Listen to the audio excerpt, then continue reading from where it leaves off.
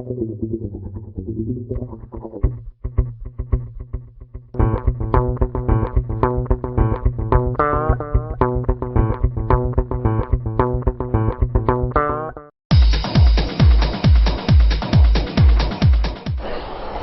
வந்து பிரஸுக்கு ரொம்ப கடமைப்பட்டிருக்கேன். பிரஸுக்கு நான் ரொம்ப நன்றி சொல்லணும். ஏன்னா தடையற தாக்கவை மக்கள் மத்தியில் கொண்டு போய் சேர்த்ததற்கும் அந்த படம் வந்து ஒரு பெரிய வெற்றி பெறுவதற்கு காரணமாக இருந்ததும் நம்முடைய ஊடகங்கள். அவங்க அந்த படத்தை பற்றி பேச போய் தான் ஆக்சுவலி மக்களுக்கும் அந்த படத்தை பார்க்கணுன்ற ஒரு ஆர்வம் வந்தது. அதனால என்னுடைய ஃபர்ஸ்ட் நன்றி கடன் பிரஸ். இந்த பிரஸ் மீட்டுடைய நோக்கம் வந்து இப்போ அடுத்த ப்ராஜெக்டுக்கான தகவல்கள் சொல்வது தான். படத்துக்கு மீகாமன் அப்படின்னு பேர் வச்சிருக்கோம். மீகாமன் அதுக்கு என்ன அர்த்தம்னு யாருக்காவது தெரியுமாங்க? சொல்லுங்க. மீகாமன் கேப்டன் ஆஃப் த ஷிப்னு அர்த்தம். ஒரு தூய தமிழ் பேரு. மீகாமன் கேப்டன் ஆஃப் த ஷிப். இந்த கதைக்கு வந்து அது ரொம்ப பொருத்தமான ஒரு பேரா எனக்கு பட்டது. ஏன்னா இந்த கதையில வந்து நிறைய கேரக்டர்ஸ் இருந்தாலும் கூட இது ஒரு மனிதனுடைய விளையாட்டு. ஒரு மனிதன் ஒரு காரியத்தை எடுத்து எவ்விதமாக அதை நடத்தி முடிக்கிறான் அப்படிங்கிறதுக்கான ஒரு கதை தான். ஸோ ஹீரோவை குறிப்பதற்கான மிக சிறந்த மிக பொருத்தமான ஒரு பேரா அது ஏற்பட்டது மீகாமன். ஆர்யா ஹீரோ நடிக்கிறாரு, எல்லாருக்கும் தெரியும். ஹீரோயினுக்கான தேடல் வந்து தொடர்ந்து. இந்த ஷெடியூல்ல வந்து ஹீரோயின் கிடையாது. ஒரு முன்னணி ஹீரோயினை தேடிட்டு இருக்கோம். ஜபக் சாரை பத்தி இந்த இடத்துல நான் வந்து சொல்ல ஆசைப்படுறேன். அவரை பத்தி இங்க இருக்கக்கூடிய எல்லாருக்குமே தெரியும். பல வெற்றி படங்களை கொடுத்த ஒரு தயாரிப்பாளர். சொல்ல வந்து காப்பாற்றக்கூடிய ஒரு தயாரிப்பாளர். ஒரு ஜெனுவினான ஒரு மனிதர். இதெல்லாம் நீங்களே வந்து அவர் கூட பழகி தெரிஞ்சுக்கிட்டு இருந்திருக்கக்கூடிய ஒரு விஷயம் தான். இந்த படத்தை பொறுத்த வரைக்கும், இந்த கதையை பொறுத்த வரைக்கும், இதுக்கு எப்படியெல்லாம் நியாயம் செய்யணுமோ அதையெல்லாம் செய்யணும் அப்படின்றதுல வந்து ஒரு குழந்தைய போல ஒரு ஆர்வம் காட்டக்கூடிய ஒரு ப்ரொடியூசர். ஸோ கடைசி வரைக்கும் அவர் அதே மாதிரி ஒரு ஆர்வத்தோடும் சந்தோஷத்தோடையும் அவர் வச்சுக்க வேண்டியது இந்த டீமுடைய கடமை. அது நடக்கும்ன்ற ஒரு நம்பிக்கை எனக்கு இருக்கு. முன்னணி ஹீரோயினை தான் கொடுப்பேன், இந்த படத்துக்காக ஃபாரின் கூட்டிட்டு போவேன் அப்படின்னு அடம் பிடிச்சிட்டு உள்ள உட்காந்துட்டு இருக்காரு. நான் ஃபாரின்லாம் வேணாம், இந்த கதைக்கு வந்து இந்தியாவே போதும் அப்படின்னு சொல்லிட்டு இருக்கேன். ஸோ ஹீரோயினுக்கான தேடல் தொடர்கிறது. மற்றபடி முன்னணி நடிகர்கள், முன்னணி நடிகையர்களுக்கான தேர்வு நடந்துட்டு இருக்கு. அதில் நிறைய பேர் தேர்ந்தெடுத்தும் இருக்கும். இந்த ஷெடியூல் வந்து 5ஆம் தேதி தொடங்குது. சென்னையில் தான் ஷூட் பண்றோம். தொடர்ச்சியாக ஒரு 20 நாட்கள். என்னுடைய டீமை வந்து உங்களுக்கு அறிமுகப்படுத்த ஆசைப்படுறேன். மிஸ்டர் சதீஷ்குமார் என்னுடைய ஒளிப்பதிவாளர். ஏற்கனவே பேராண்மை, இப்போ தற்சமயம் வந்து பூலோகம் ஆகிய படங்கள் எல்லாம் பண்ணிட்டு இருக்கக்கூடிய இந்த படத்துக்கு அப்புறம் அவர் வந்து இண்டஸ்ட்ரியில ஒரு தனி அடையாளத்தோட, ஒரு தனி முத்திரையோட வளம் வருவார் அப்படிங்கிறதுல எனக்கு எந்த விதமான சந்தேகமும் கிடையாது. அவ்வளவு நாலேஜபிளான ஒரு பர்சன். அதுக்கப்புறம் மகேந்திரன் சார், எங்களுடைய ப்ரொடக்ஷன் டிசைனர். சாரை பத்தி நான் சொல்ல வேண்டிய அவசியமே இல்லை. நான் வந்து ஆக்சுவலாக தடையிற தாக்குமதை கொண்டு சார் கூட தான் ஒர்க் பண்ணிட்டு இருக்கேன். இந்த டீமினுடைய மிகப்பெரிய பலம்ல சார் ஒருத்தர். அதுக்கப்புறம் அதே குரூ, தடையிற தாக்கெல்லாம் நான் ஒர்க் பண்ணின அதே குரூ தான். எடிட்டர்ஸ் அதே எடிட்டர்ஸ், மற்றபடி எல்லா டெக்னீஷியன்ஸுமே அவங்களே தான். ஸோ இது போக உங்களுக்கு எதுவும் கேள்விகள் இருந்தால் ப்ளீஸ் கேட்கலாம். தலைப்பு என்ன காரணம்? இந்த மாதிரி 4 பேர் பேசணும் இருக்கலாம். மீகாமனா புரியலையே, இது எந்த மொழி, இது எந்த பாஷை, ஒரு விவாதம் வரட்டும், ஒரு 4 பேர் கிண்டல் பண்ணிட்டோம், ஒரு 4 பேர் கேள்வி கேட்கட்டும் அப்படிங்கிற அந்த நோக்கம்.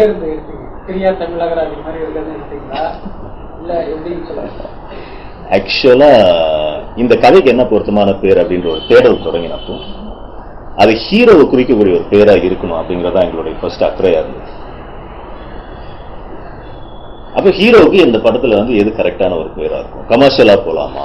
நிறைய பேர்ல யோசிச்சோம். இன்ஃபேக்ட் இப்பவே ஸ்பெகுலேஷன் ஆரம்பிச்சிருச்சு. நெட்ல வந்து இந்த படத்துக்கு இதுதான் பேரு அப்படின்னு சொல்லி ஒரு 2-3 பேர்களும் போட்டுட்டு இருக்காங்க. அதுல சில பேர்கள் வந்து நாங்க பரிசீலிச்ச பேர்களும் கூட. இதுல வந்து ஒரு பொருத்தமான பேரா, இப்ப சார் சொல்ற மாதிரி ஒரு 10 படங்கள் வருது அப்படின்னா இந்த பேரு ஷுட் ஸ்டாண்ட் அவுட் அப்படின்னு எனக்கு தோணுச்சு. அந்த பேருக்கு ஒரு கேரக்டர் இருக்கணும் அப்படின்னு எனக்கு தோணுச்சு. இன்னைக்கு தமிழ்ல பேர் வைக்க வேண்டியது ஒரு ஒரு ஒரு அவசியமா இருக்கு சில காரணங்களுக்காக. ஏன்னா தான் நியாயமும் கூட, தமிழ் படங்களுக்கு தமிழ்ல தான் பேர் வைக்கணும். அப்படி இருக்கும்போது அந்த வைக்கக்கூடிய பேர் சும்மா தமிழ்ல கடமைக்காக வச்சோம், ஒப்புக்காக வச்சோன்ற மாதிரி இல்லாம கதையோட சம்பந்தம் உள்ள ஒரு பேரா இருக்கணும் அப்படின்னு ஆசைப்பட்டேன். ஸோ அப்படி பரிசீலிச்ச பேர்கள் வந்து இந்த மீகாமன். அதை தாண்டி என்னால வர முடியல. அதுக்கப்புறம் எத்தனையோ பேரை யோசிச்சு பார்த்தா கூட அந்த மீகாமன்றது கதைக்கும் பொருத்தமா இருக்கு. அந்த சவுண்ட் ஓசை நயமும் அழகா இருக்கு, ஒரு கம்பீரம் இருக்கு. மீகாமன் அப்படின்ற அந்த வார்த்தைக்கு ஒரு கம்பீரம் இருக்கு. இதை வந்து கரெக்டா மக்கள்கிட்ட கொண்டு சேர்க்கிறதுல வந்து ஊடகம் அதனுடைய பங்கு புரியும் அப்படின்னு எனக்கு வந்து நிச்சயமா நம்பிக்கை. ஆர்யாவுடைய லுக் இந்த படத்துல வந்து இந்த படத்துக்குன்னு ஒரு லுக் வந்து நாங்க வந்து ஃபிக்ஸ் பண்றோம். தடாலடியான ஒரு மாற்றம் இந்த படத்துக்கு தேவைப்படல. இந்த படம் வந்து actually it's a commercial film. இது ஒரு கமர்ஷியல் என்டர்டெய்னர்.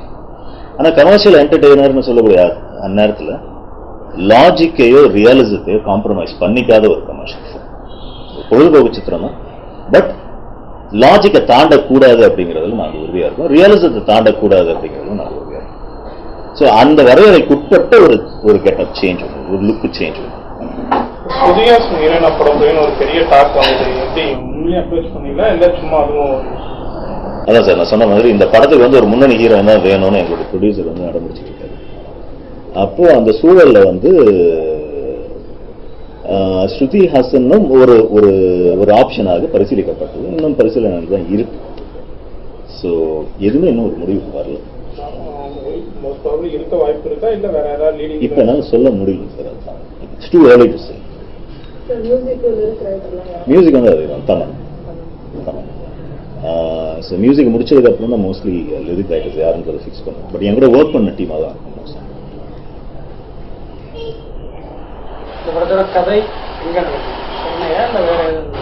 கதையினுடைய களம் வந்து ஆக்சுவலா கோவா, குஜராத்.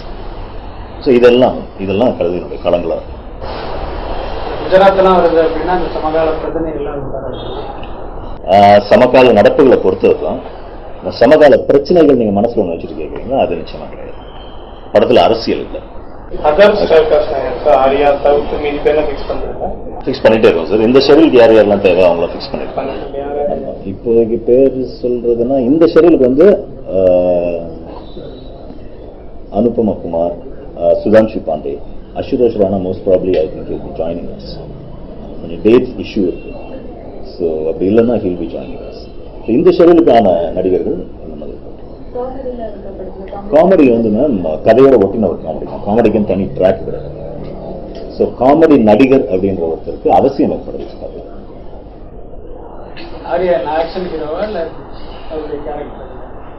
கதை வந்து ஒரு ஆக்ஷன் த்ரில்லர். ஆர்யா வந்து ஒரு சாதாரண மனிதன். ஆக்ஷனும் செய்யக்கூடிய, ஆக்ஷனும் பங்கு பெறக்கூடிய ஒரு கதை பாத்திரம். அந்த விஷயத்தை பொறுத்த வரைக்கும் Arya is a thorough professional அப்படின்னு சொல்லுங்க. கதையை கேட்ட நாள் முதல் கொண்டு இன்ன வரைக்கும் எதுலையுமே தலையிடாத ஒரு மனிதன். நீங்களாம் அவர் கூட பழகிருப்பீங்க அப்படின்னு நான் நினைக்கிறேன். எந்த ஒரு கிரியேட்டிவ் டிசிஷன்லையும் இது வரைக்கும் அவர் வந்து தன்னுடைய தலையீடு இருந்ததே கிடையாது. ஒரு டைரக்டரா நான் என்ன தீர்மானிக்கிறேனோ அதுக்கு வந்து ஓகே ப்ரோ அப்படின்னு சொல்லக்கூடிய ஒரு நடிகராக இருக்கு. So it's very nice and very comfortable working. இரண்டாம் உலக படம் வந்து உங்க படத்துக்கு பிளஸ்ஸா இருக்கா?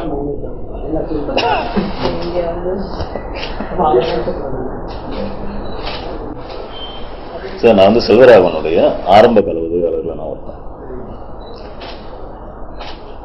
ஸோ தமிழ் சினிமாவை பொறுத்த வரைக்கும் ரெண்டாம் உலகம் வந்து ஒரு மைல்கல் அப்படின்னு நான் நினைக்கிறேன். பல தளங்கள் நீங்க அந்த படத்தை வந்து ரசிச்சிருக்கலாம், ரசிக்காமல் போகலாம். ஆனா பல தளங்கள்ல அந்த படம் வந்து ஒரு மைல்கல். இனி வரக்கூடிய ஃபில்ம் மேக்கர்ஸ் அந்த படத்தை வந்து ஒரு ரெஃபரன்ஸ் பாயிண்டா காட்டுவாங்க அப்படின்னு நான் நினைக்கிறேன்.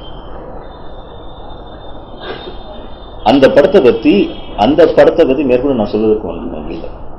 அது நான் சொன்னது தவிர அந்த படத்தை பத்தி நான் சொல்றதுக்கு ஒன்றும் இல்லை. ஏன்னா இந்த படத்தினுடைய களம் டோட்டலி டிஃப்ரெண்ட். இது வந்து வேற களம்.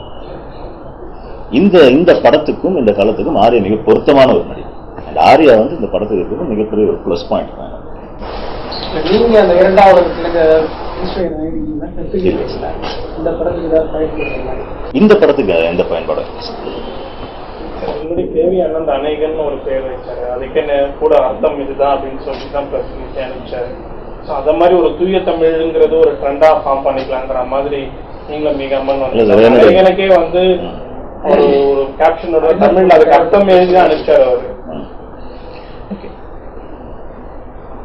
என்னுடைய படங்களுக்கு தமிழ்ல தான் பேர் வைக்கணும்ன்றது நான் இப்போ எடுத்து வரணும். என்னுடைய பேரை தமிழ்ல இருக்கணும் மகிழ்ச்சிருமே தமிழ் படம் தானே பண்றேன், தமிழ் மக்களுக்காக தான் பண்றேன். அப்ப தமிழ்ல பேர் இருக்கிறது தானே நியாயமானதா இருக்கும். முன்தினம் பார்த்தேனே தடவைகள் பார்க்க அந்த வரிசையில தான் இதுக்கும் ஒரு தமிழ் பேர் வேணும் அப்படின்னு சொல்லி மீகாமன் அப்படின்ற ஒரு பேர். அது வந்து புழக்கத்தில் இல்லாத ஒரு வார்த்தை. நீங்க எங்க கண்டுபிடிச்சீங்கன்னு இனிமேல் இது பழக்கத்துல வரட்டுமே. இது வந்து ஆக்சுவலா செவிலாம் இருக்கு, கொன்றை வேந்தன் இருக்கு, கொன்றை வேந்தன் நிறைய. இது வந்து ஆக்சுவலா கொஞ்சம் ஓரளவுக்கு தமிழ் தெரிஞ்சவங்களுக்கு இது ரொம்ப பழக்கப்பட்ட ஒரு வார்த்தை மீகாமன். கூட கேப்ஷன் போட்டு அர்த்தம் மக்களுக்கு புரிய வைக்க உண்மையில அது கொஞ்சம் ஒரு வருத்தத்துக்குரிய விஷயம். ஒரு தமிழ் பேரை வந்து இங்கிலீஷ்ல கேப்ஷன் போட்டு புரிய வைக்க வேண்டிய ஒரு விஷயம். அதை நானும் பண்ண வேண்டிய ஒரு வார்த்தையை தமிழ்ல சொல்ல புரிஞ்சுக்க மாட்டேன். கேப்டன் ஆஃப் தி ஷிப்னு சொன்னதுக்கு அப்புறம் தான் எல்லாரும் புரிஞ்சது இல்லையா. அதனால வந்து இங்கிலீஷ்ல கேப்ஷன் போட வேண்டிய அவசியத்துக்கு நான் என்ன போட்டீங்க? Captain of the ship Meagamann captain. Shoot 5ஆம் தேதி, ரிலீஸ் வந்து ராஜேஷ் படம் அது எனக்கு தெரியல.